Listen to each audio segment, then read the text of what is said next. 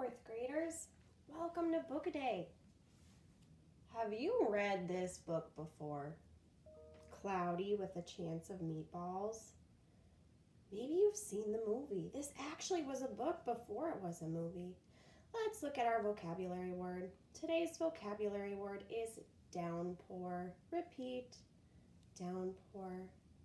Downpour is a noun. It means a heavy rainstorm.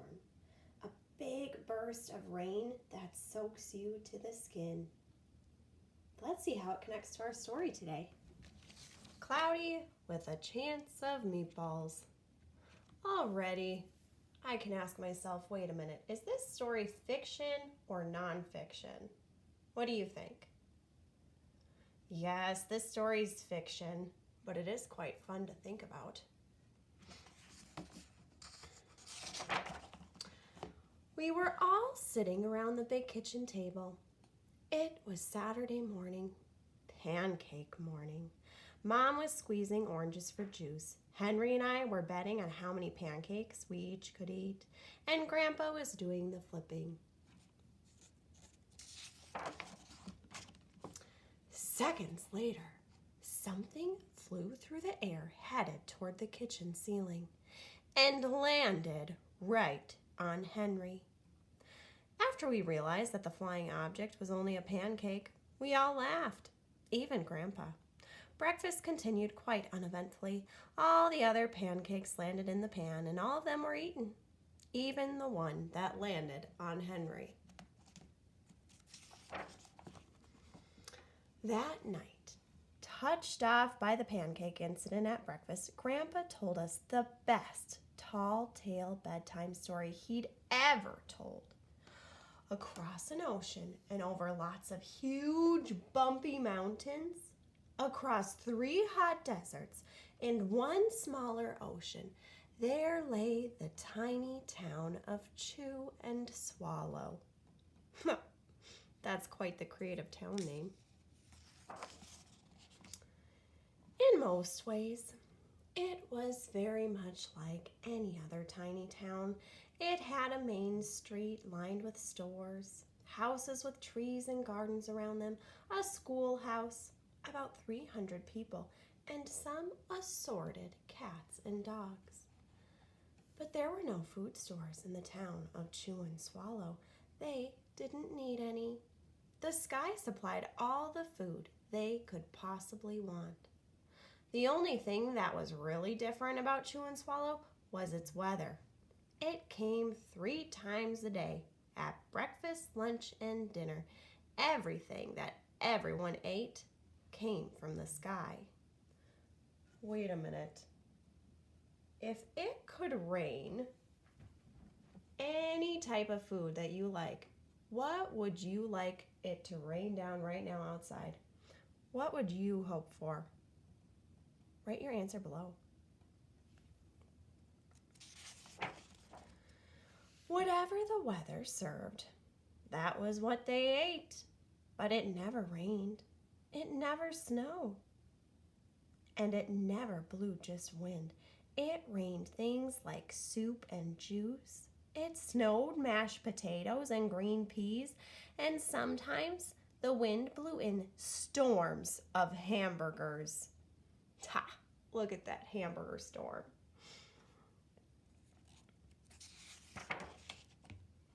The people could watch the weather report on television in the morning, and they would even hear a prediction for the next day's food.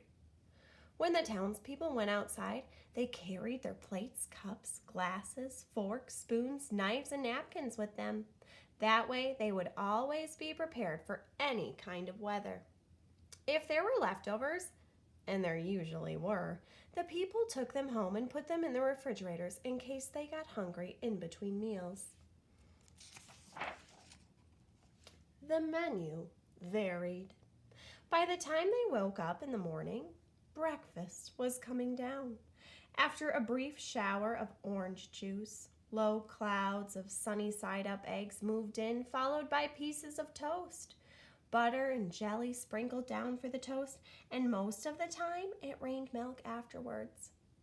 For lunch one day, Frankfurters, already in their rolls, blew in from the northwest at about 5 miles an hour. There were mustard clouds nearby. Then the wind shifted to the east and brought in the baked beans. A drizzle of soda finished off the meal.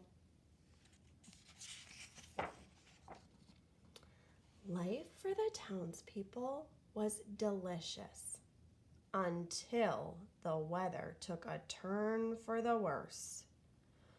What does it mean if something takes a turn for the worse? Yeah, it means, things aren't going well. One day, there was nothing but gorgonzola cheese all day long. The next day, there was only broccoli, all overcooked. And the next day, there were Brussels sprouts and peanut butter with mayonnaise. Another day, there was a pea soup fog. No one could see where they were going, and they could barely find the rest of the meal that got stuck in the fog.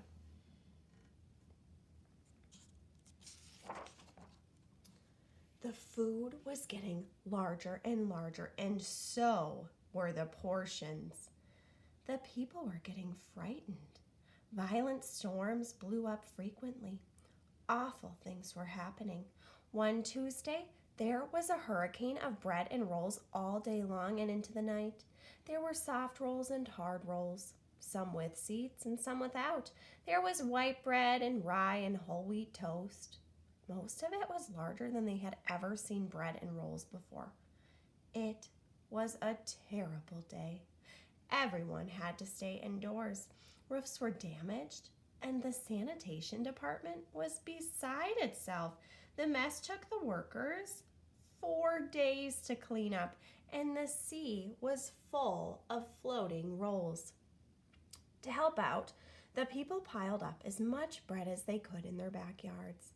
The birds picked at it bit by bit, but it just stayed there and got staler and staler. There was a storm of pancakes one morning and a downpour of maple syrup that nearly flooded the town. A huge pancake covered the school. No one could get it off because of its weight, so they had to close the school.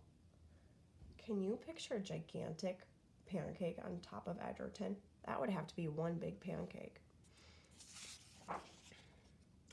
Lunch one day brought 15-inch drifts of cream cheese and jelly sandwiches. Everyone ate themselves sick, and the day ended with a stomach ache. There was an awful salt and pepper wind accompanied by an even worse tomato tornado. Oh, tomato tornado, that's an example of, alliteration. All the words alliteration, both of them start with T. People were sneezing themselves silly and running to avoid the tomatoes. The town was a mess. There were seeds and pulp everywhere. The sanitation department gave up. The job was too big. Everyone feared for their lives. They couldn't go outside most of the time. Many houses had been badly damaged by giant meatballs. Stores were boarded up, and there was no more school for the children. So, a decision was made to abandon the town of Chew and Swallow.